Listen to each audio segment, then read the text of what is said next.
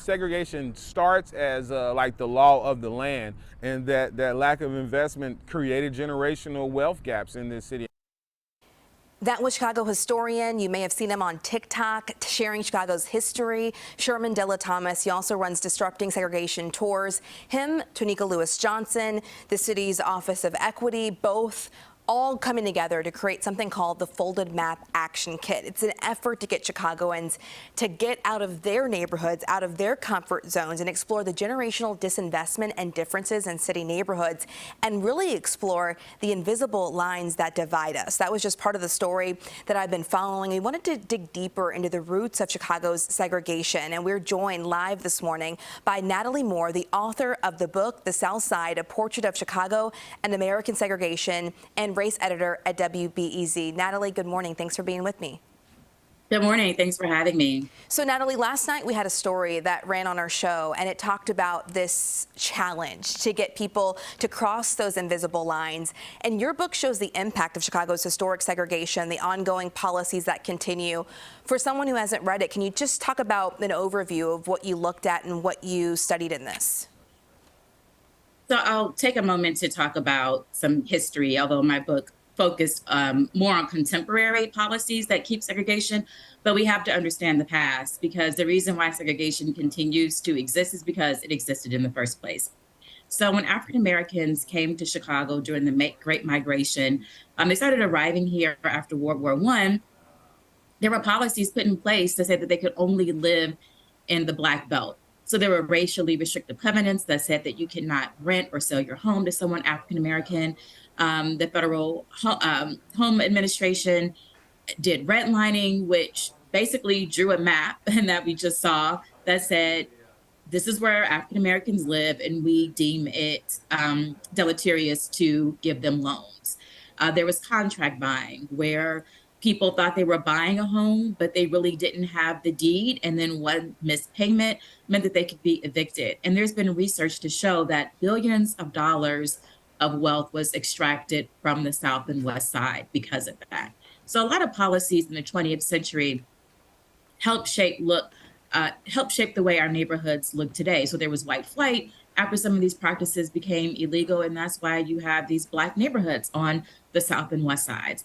Meanwhile, you had expressways that were built to enhance white flight, as well as housing that was restrictive, that was built out there that didn't allow African Americans. And Natalie, I know we talked about the racially restrictive housing covenants in place, and we're talking about the early 1900s. We had redlining, all these policies keeping Black families out of white neighborhoods. But then we move ahead to 1968. The Fair Housing Act was supposed to make all of these policies illegal. They're supposed to say, no, you can't do this. But we still continue to see this happen in different ways here in Chicago. Can you just talk about a little bit of what you explored in your book when you talked about Chicago and our lines here?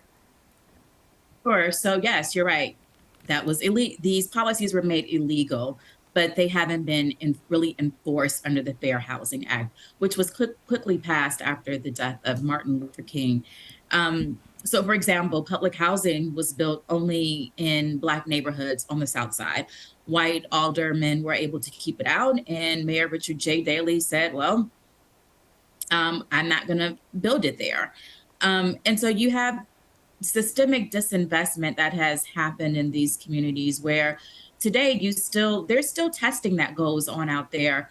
Testing is when you get the profiles of two people who are the same except for race and see what happens when they try to rent or buy a home. And oftentimes it's the African American couple or individual who is rejected. And as far as people are asking, after I had the story air, a big question is, why are we still seeing it? You know, why is this still happening? Why are we still so divided? Why can you go to one part of the city, it looks so different than the other? I would say that is the culmination of everything that you've reported on last night and what I'm talking about with you this morning. There has to be specific interventions to reverse these things. Segregation is not a natural condition. It is man-made. And so to dismantle it, it has to be, the government helped create this, as well as private industry, and they have to be the ones to dismantle it. So if we look at who gets tax increment financing dollars? Where do we see development? We see, affordable housing and low-income housing should go in all neighborhoods, but we see that they are clustered in Black neighborhoods. And these are neighborhoods that are under-resourced. Natalie, we appreciate your time. I wish we could talk so much more about this because there's so much more to dive into when we talk about health disparities and wealth disparities in our city. Natalie Moore, the author of the book, The South Side, A Portrait of Chicago and American Segregation, also race editor at WBEZ. Thanks for your time and just your expertise on the topic. Thank you. It was fantastic. Lauren, you did a fantastic job with that story. Really proud of you. A lot to take in, think about, and then things we got to implement. Yeah, check our website for the story on segregation, just so you can learn a little bit more. Let's get the conversation started and keep it going.